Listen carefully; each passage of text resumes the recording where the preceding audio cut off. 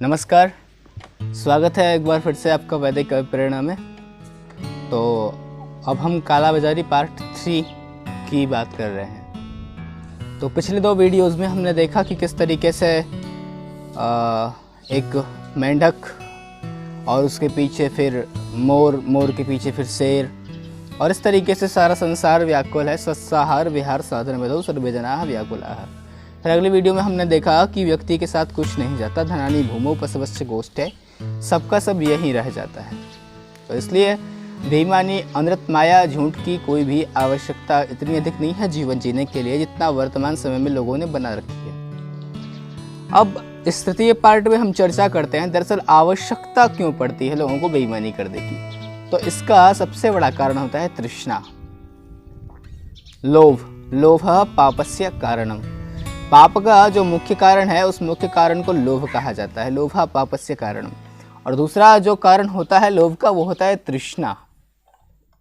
व्यक्ति की आवश्यकताएं बहुत सीमित हैं, किंतु उसके पीछे जो अनंत तृष्णा है वह अनंत तृष्णा मानव को पाप की ओर खिंचोड़ लेती है। इसके लिए हमारे शास्त्रीय विचारकों ने एक श्लोक लिखा है, एक कवि ने लिखा है, निस्वो वष्टि शतम सती 10 शतम लक्षः सहस्राधिपो लक्ष्ये सह क्षितिराजतां क्षितिपतिः चक्रे सतां वाञ्छति चक्रे सह सुरराजतां सुरपतिः ब्रह्मस्पदं वाञ्छते ब्रह्मा विष्णुपदं पुनः पुनरहो तृष्णावधिं को गतः।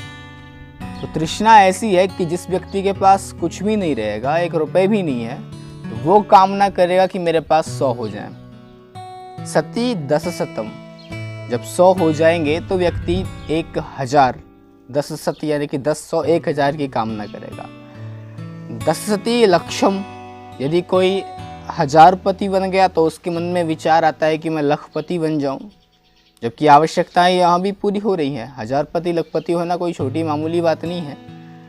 ये आवश्यकताएं व्यक्ति की यहाँ भी पूरी हो रही, लेकिन एक मन में तृष्णा है कि मैं लखपति हो जाऊं। चलिए, भाग्य से, मेहनत से व्यक्ति लखपति भी हो जाएगा, तो लखपति के बाद में उसका मन होगा कि क्यों ना मैं क्षितिपति यानी कि राजा हो जाऊं, एक छोटे से भूमंडल का, प्रदेश का मुख्यमंत्री हो जाऊं। और उसके भाग्य कर्मानुसार यदि व्यक्ति राजा भी बन जाए तो फिर उसके मन में कामना होती कि इस छोटे से राज्य का उपभोग करके मैं तृप्त नहीं हुआ हूँ, मेरे लिए तो निखिल भूमंडल का राज्य मिल जाए।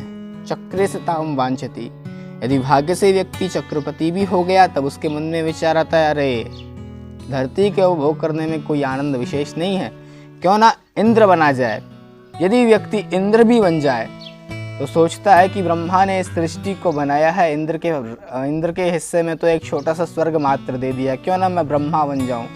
कर्म करके और अपने भाग्य की प्रबलता के द्वारा व्यक्ति अगर ब्रह्मा भी बन जाए तो ब्रह्मा के बाद उसके मन में होती है कामना कि मैं विष्णु बन जाऊं, मैं शिव बन जाऊं। तो इस प्रकार से तृष्णा जो है वह कभी समाप्त नहीं होने वाली, निरंतर बढ़ती चली जाती है तृष्णा। तो इसलिए मानव को चाहिए कि अपनी तृष्णाओं के ऊपर स्वयं से शिकंजा कसे। यदि व्यक्ति चाह ले तो अपनी तृष्णा के ऊपर स्वयं विजय प्राप्त कर सकता है।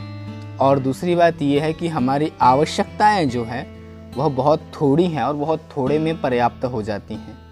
आप ब्रांडेड कपड़ा भी अगर पहनना चाहते हैं, ब्रांडेड गाड़ियों में भी अगर घूमना चाहते हैं तो इतना भी आप कर सकते हैं, लेकिन इससे ऊपर किसी व्यक्ति के, जहां संपूर्ण राष्ट्र के, संपूर्ण पृथ्वी के, भूमंडल का जहां पर प्राण दांव पर लगा हो, उस समय में बेईमानी, कालाबाजारी करके, छोटे मोटे लोगों को दुख दे करके इस प्रकार के कर्म करने से कोई बहुत बड़ी सफलता प्राप्त नहीं होती है।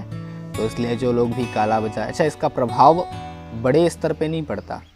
आप 5 रुपए की चीज़ को 50 रुपए में बेचेंगे तो कोई बड़े परिवार का व्यक्ति या मध्यम वर्गीय परिवार का व्यक्ति, उसके ऊपर विशेष प्रभाव नहीं पड़ेगा, लेकिन जो छोटे, गरीब, दबे कुचले लोग हैं उनके ऊपर बहुत प्रभाव पड़ता है और उनका जीना दुश्वार हो जाता है। इसलिए जो लोग भी कालाबाजारी कर रहे हैं, मेरा उन सबसे एक बार फिर से अनुरोध है कि जीवन की वास्तविकता को समझिए और इस प्रकार के कार्यों को रोक करके समस्त भूमंडल का सहयोग कीजिए।